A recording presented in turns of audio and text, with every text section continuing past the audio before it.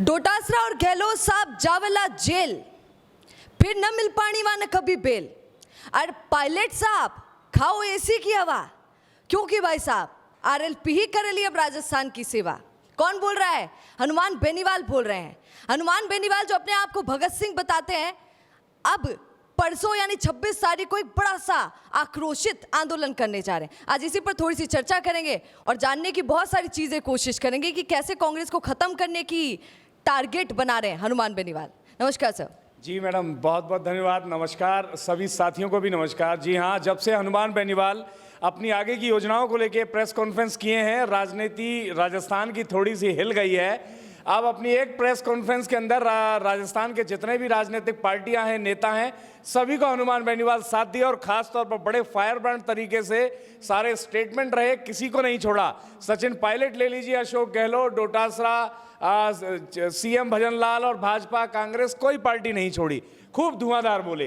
तो अब आगे की हनुमान बेनीवाल की क्या योजना रहती है वो देखने को रहेगा। और लेकिन जो खास तौर पे विशेष तौर पे ध्यान देने वाली बात है वो ये कि हनुमान बेनीवाल का मोटा मोटा जो इस प्रेस कॉन्फ्रेंस से रिव्यू निकल के आया वो ये निकल के आया कि जिस तरह से पेपर लीक हुआ पिछली पूर्ववर्ती सरकार के अंदर और छात्रों के साथ जो गलत हुआ, उसके खिलाफ जो लड़ाई किरोड़ी लाल मीणा लंबे समय से लड़ रहे थे, हनुमान बेनीवाल का कहना है कि वो लड़ाई सीधे मेरे कंधों पर आ गई है, अब लड़ाई वो आगे मैं लड़ूंगा। बिल्कुल।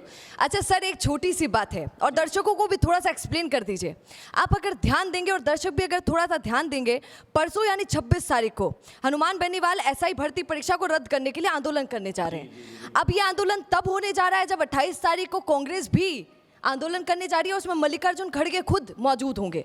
अब सर, आपको थोड़ा थोड़ा ऐसा नहीं लगता कि कहीं ना कहीं वो अपने आप को कंपेयर तुलना करके कांग्रेस को खत्म करने का पूरा प्लान बना रहे हैं और अपनी भीड़ एक दिखाना चाहते हैं कि देखो तुम्हारे पास तो कुछ है नहीं, जो है वो आरएलपी के पास है, हनुमान बेनीवाल के पास है। और वो कितनी बार सर बोल चुके हैं, आज भी बोला कि कांग्रेस अगर राजस्थान में थोड़ी बहुत बची है तो आरएलपी की वजह से। देखिए, अब भीड़ किसके पास कितनी है वो तो आंदोलन में ही देखने को ही मिलेगा। तस्वीरें आ जाएंगी हमारे और आपके पास, हम देखें। हाँ, उस समय वो हमेशा रहते हैं। वो हनुमान बेनीवाल की यूएसपी समझ लीजिए, वो सफल हो या विफल हो, लेकिन कॉन्फिडेंस जो उनका रहता है वो सुपर हाई रहता है, ऑलवेज हाई रहता है, इंडियन आर्मी की तरह। लेकिन इंडियन आर्मी की तरह वो सफल ज्यादा नहीं हो पाते, ये एक अलग बात है। खैर, तो अब वो तो भीड़ आंदोलन जब होगा, जब मार्च होगा, तब वो देखने को मिलेगा जनता किसकी तरफ कितना टर्नआउट करती है, किसके समर्थन में कितना सड़कों पर उतरती है। अब रही कांग्रेस और भाजपा, कांग्रेस और हनुमान बेनीवाल की कंपेयर करने वाली बात अगर आप वो देखेंगे मोटा तो नंबर्स पे देख लीजिए। सबसे पहले तो कांग्रेस के ऑफकोर्स विधायक ज्यादा हैं। हनुमान बेनीवाल की बोतल पकड़ के, जैसा मैं कहता हूं वीडियोस में, कोई पकड़ के विधानसभा में बैठा नहीं है। तो उस नंबर्स के हिसाब से देखो तो कांग्रेस का पलड़ा सीधे सीधे साफ तौर पर भारी दिखता है। और अगर नेताओं की फहरिस्त में देखिए तो कांग्रेस पार्टी के पास में आरएलपी के कंपैरिजन में ज्यादा और बड़े नेता हैं। आरएलपी में अगर देखेंगे तो हनुमान बेनीवाल के अलावा कोई और चेहरा आपको नजर नहीं आता है, या ये कह दीजिए हनुमान बेनीवाल आरएलपी में किसी और को नजर आने नहीं देते हैं। जो लोग आरएलपी से लंबे समय से जुड़े हुए हैं, मैं तमाम ऐसे लोगों को भी जानता हूं, जिला अध्यक्ष को जानता हूं जो आरएलपी के हैं, उनकी जो पर्दे के पीछे जो शिकायत रहती है, सामने तो वो बड़ा मीठा मीठा गुड़ी गुड़ी बोलते हैं, जो बोलना भी चाहिए अपने नेता के लिए, परंतु जो आरएलपी के जो बड़े एस्टेब्लिश्ड नेता हैं, मैं उनकी बात कर रहा हूं, जिनके पीछे वो भीड़ आती है, क्षेत्रीय स्तर पर अगर आप देखेंगे, ग्रामीण स्तर पर, ब्लॉक स्तर पर देखेंगी, जो उस भीड़ को जो हनुमान बेनीवाल के पीछे चलती है, उनके रैलियों में उमड़ती है, उसके लिए असल जिम्मेवार है। उन लोगों का सम्मान आरएलपी में नहीं मिल पाता है, क्योंकि कांग्रेस भाजपा की तरह बड़ी पार्टी भी नहीं है। बावजूद इसके आप स्वयं इतने समय से पत्रकारिता कर रही हैं, आप मुझे 5 हनुमान बेनीवाल की पार्टी के लोगों के नाम बता दिए। जो लोग देख रहे हैं वो कमेंट में बिना गूगल किए 5 आरएलपी के पार्टी के लोगों के नेताओं के नाम लिख दें। आप किसी भी पार्टी के नेताओं, आम आदमी पार्टी के नेताओं के नाम लिख दें। और सर देखिए, आरएलपी के नेता आपने अभी पूछ ही लिया है तो बोलना पड़ेगा। उमेदा राम को ले लीजिए, रेवत राम डांगा को ले लीजिए, कितने पॉपुलर आरएलपी के नेता माने जाते थे, क्या किया? सब छोड़कर भाग गए।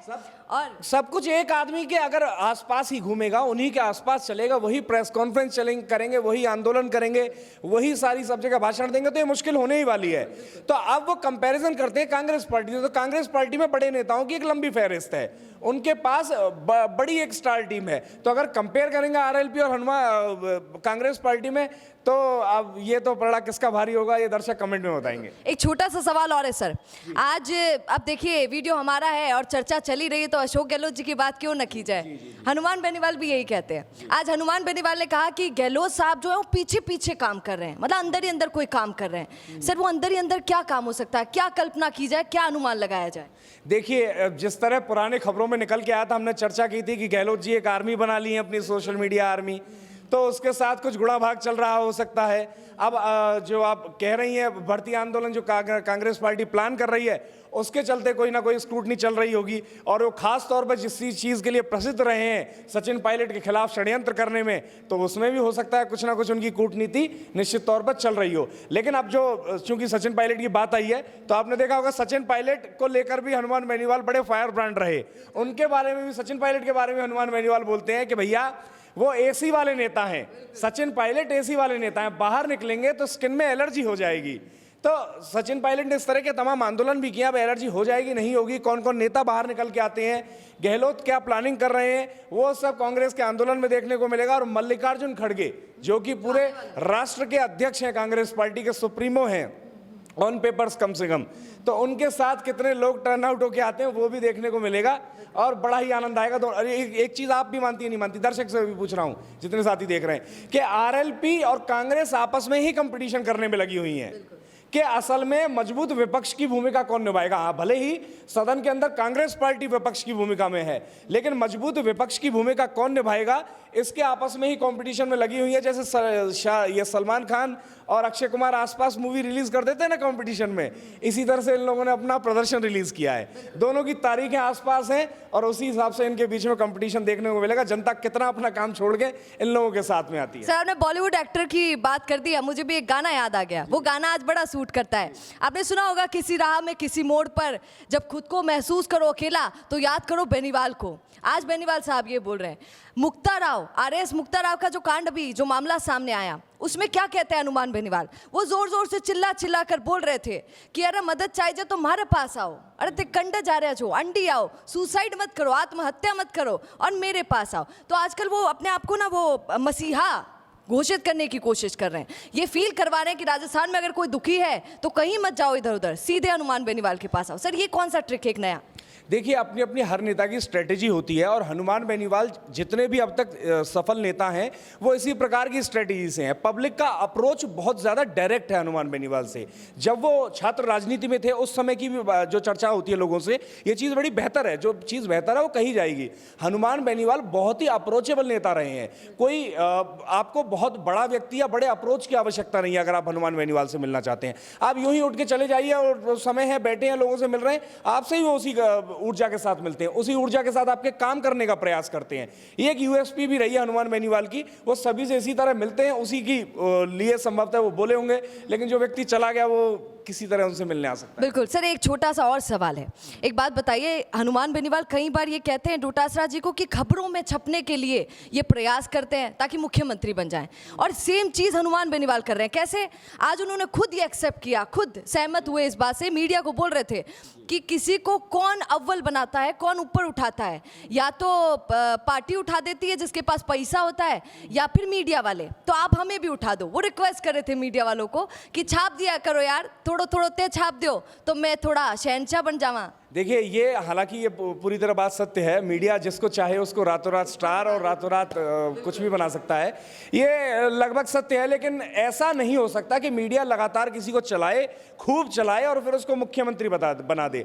अंततः आपको 200 विधानसभा सीटों पर चुनाव जीत के आना पड़ेगा, 101 सीटों पर, तभी आप राजस्थान के अंदर मुख्यमंत्री बन सकते हैं। इसके अलावा और कोई इसका उपाय नहीं, एकमात्र यही उपाय है।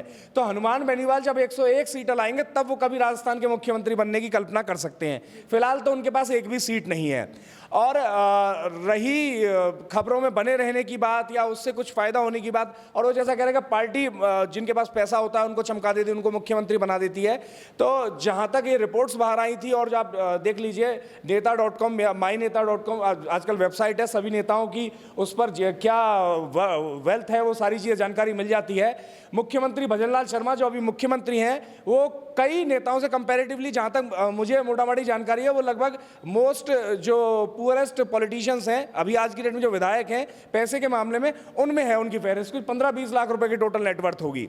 तो पैसा ज्यादा मैटर नहीं करता है। मुख्यमंत्री भजनलाल शर्मा के पास ना तो पैसा है भारतीय जनता पार्टी को देने के लिए और ना ही उन्होंने दिया है, लेकिन बावजूद इसके वो मुख्यमंत्री बने हैं।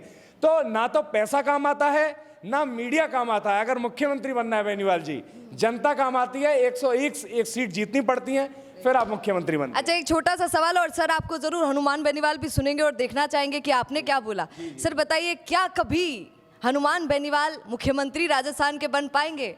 देखिए, मैं आप किसी की क्षमताओं पर किस तरह से सवाल उठा दूं, मैं किस तरह से कह दूं वो क्या बन पाएगा क्या नहीं बन पाएगा। आज से मैं कहूंगा, अगर हम और आप ही होते, हम थे नहीं, परंतु अगर आज से लगभग कई दशकों पहले अगर हम होते, जब जिस समय नरेंद्र मोदी रेलवे स्टेशन पर झाड़ू लगा रहे होते, तो क्या उनको देख के हम और आप या कोई व्यक्ति कह सकता था ये आदमी भारत का प्रधानमंत्री बन सकता है? लोकतंत्र है, संभव कुछ भी है। हनुमान बेनीवाल मुख्यमंत्री का प्रधानमंत्री बन सकते हैं। लायक है? अब लायक है ये जनता तय करेगी। मेरा वोट से मैं मेरे लिए व्यक्ति चुन लेता हूं, ये चीज जनता तय करेगी लायक है या ना लायक है।